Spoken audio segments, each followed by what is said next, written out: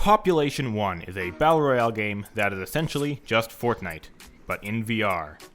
That's it for this review. Be sure to like and subscribe for more content. All of the lights.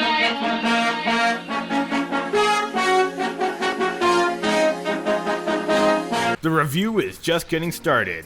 Also, yeah, this took a lot longer to make than I thought, so the April Fool's joke is a bit late. So as I just said, Population 1 is pretty much just Fortnite VR. It's a stylized battle royale game with an emphasis on building.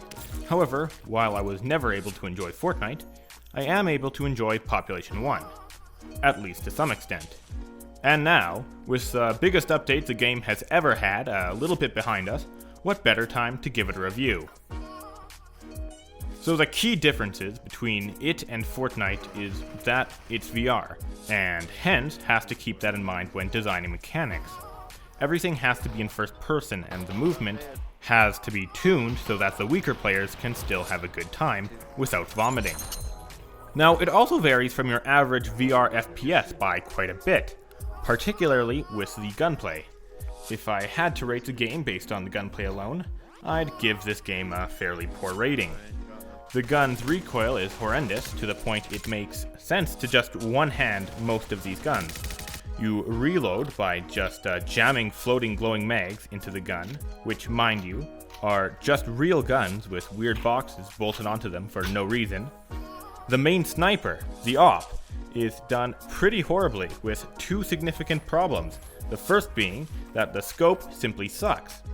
You scope by bringing the gun to your face, except instead of looking through the scope, like Pavlov or Vale, your vision goes black with a circle in the middle. This may work for flat screen games, but it fails hard in VR. The other is that if you're not scoped, the bullet doesn't go where you're aiming. Again, something that works in flat screen games, but just doesn't in VR. Bullets should go where you aim. Other than that, all the guns have rarities that frankly really don't affect the gun's performance, with the exception of pistols and snipers, and even then it's fairly minimal. Two-handing most guns is also just the worst. Essentially, your gun just points in the completely wrong direction that you are aiming. This can be fixed to at least some extent by editing the in-game settings to what you see here. But even then, aiming still sucks, with the guns aiming just far lower than they should be. Other than that, there's not a lot of guns. Movement, something that Population 1 markets itself on. And while it's fairly neat and works pretty well, there are also some things that just seem like really bad gameplay decisions. So in this game, you can glide, and you can also climb anything. Climbing works fairly decently, with the only issue being that when combined with the game chat, the result is heavy breathing ASMR.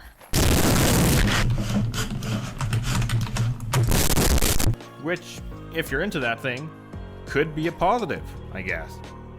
Now, the gliding. The gliding also works really well. Gliding is done by simply T-posing in the air. This can be fairly exhausting after a while, so if you're on Steam VR and you just need to glide a fair distance, just press the home menu button while gliding, and you just continue gliding regardless of arm position.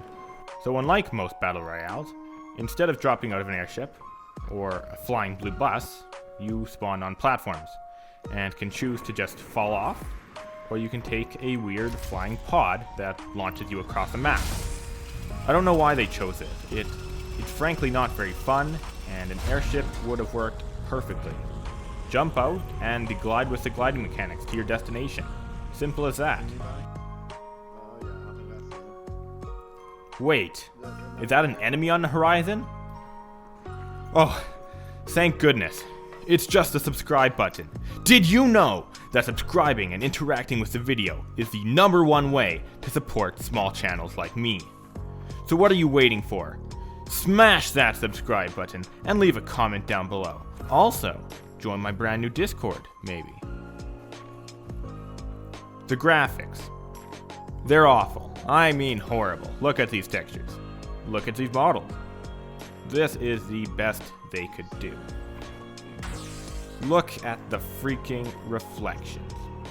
They're not even reflecting this bloody side of the map. I mean, come on. And before you complain, I know this is because Pop 1 needs to run on a Quest 2. But what about Steam VR? Why can't the Steam version look just a little nicer? Most modern crossplay games have better graphics on platforms that can support it. So why not Pop 1? It's a missed opportunity. Alright, so the player base of this game is fairly decent, and due to crossplay and tiny lobbies, you were able to find a match fairly quickly. However, this comes with some downsides. One being tiny lobbies. With the maximum number of people being 18 in a lobby, divide this by 3 because of squads, and there are only 5 enemy squads. This is a quarter of what games like Apex Legends have, and a fraction of Fortnite and Warzone. The friend system works well, and the shop does as well. My only issue with it being that you cannot earn enough premium currency to get anything good. You can earn a total of 150 currency, which is enough for 2 blue skins or the rare pack of 3. The map is fine. Every season, they add a new area, like Kingdom or Metropolis, and they are fine. I mean, they don't look the best, but we already touched on the graphic. Anyways, for the most part, the locations are balanced, not Metropolis. Metropolis is not balanced at all, but most of the places are fairly cool. And climbing windmills and towers is great exercise.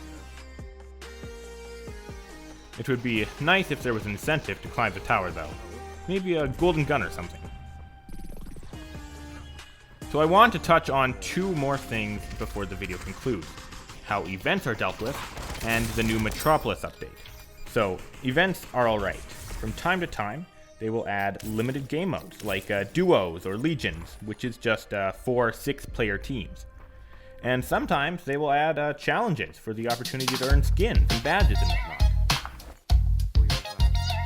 An example of this done right would be the New Year's event. Not too grindy, fairly chill, and really nice skins. However, the Valentine's event, which was extremely grindy, having to deposit 200 of these fairly rare, inconvenient to carry cards into mailboxes across the map, if you wanted to earn all the rewards. The ranked events are also quite atrocious. Unlike most ranked modes where you gain points by doing well and lose points by doing poorly, in Pop 1, you can only gain points, not lose them. And ranks are determined by what percentage of points you have, opposed to the others. And there's even been some dispute as to whether or not it's accurate. But essentially, this means ranks and rewards are allotted to those who are willing to grind the most, and not those with the most skill. And that's what ranked games are supposed to do. They're supposed to be a testament to skill. Finally, the recent Metropolis update. Overall, very cool. Added a cyberpunk city with jump pads. And frankly, the city is really nice. There's even a train station with a Japanese announcer. But there's one big problem. It's too big. And there's just too much loot. That's the problem.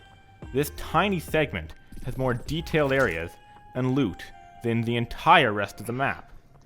They even have a limited edition mode, which is just Pop 1, but only in Metropolis, and it's not even overpopulated. Once again, it's a really cool portion of the map, but it's just too much, like the gun store and apartment. Look at all this loot in just 2 tiny places. It's insane. So, overall review is 7 out of 10. Still really fun, no Dave. Buy it when it's half off maybe. Anyways, that's it for this review. Like and subscribe for more content, and leave a comment down below. Also, consider watching some of these videos on screen here. I also have a brand new Discord server, so check it out if you want to talk with like-minded VR fans.